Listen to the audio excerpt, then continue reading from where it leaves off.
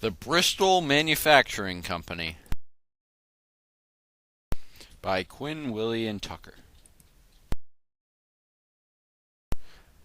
At the town offices, we interviewed Mr. Ryan, a lifelong resident of Bristol and town treasurer. Mr. Ryan informed us that the factory burned down during his youth, in 1947, after being vacant for a few years. At Cubbers, we spoke with another lifelong resident of Bristol, Bill James. He explained that the factory employed many town residents who typically lived close by in the village. The company was a major town employer, opening the door for 150 job possibilities, having a significant positive impact on the town's population and economy. At Howden Hall, we spoke with Bristol native Gerald Heffernan. Gerald runs the Bristol Historical Society. He informed us that there was no parking lot at the factory because all of the workers walked to work. He also said that the factory workers paid to have a sidewalk built so that they didn't have to walk to work in the mud after a rainstorm. Also at Howden Hall was John Burbang. John informed us that the factory made coffins out of poplar, cypress, and pine woods.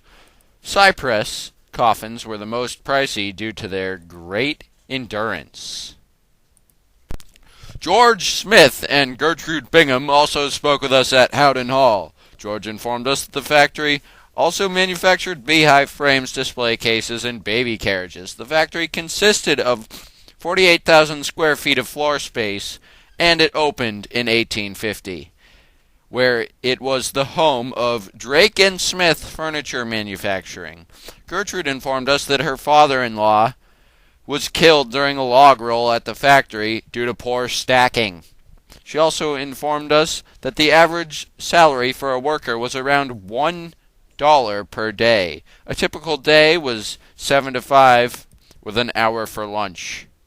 The Bristol Historical Society also informed us that the factory was destroyed in 1968 and rebuilt the following year.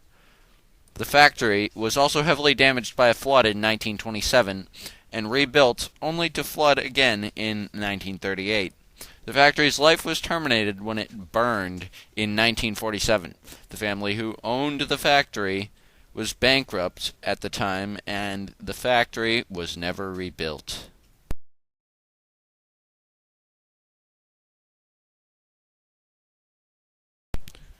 Here's a drying rack which was made at the factory.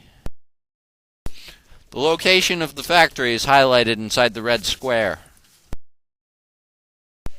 The location where a dam once stood in place.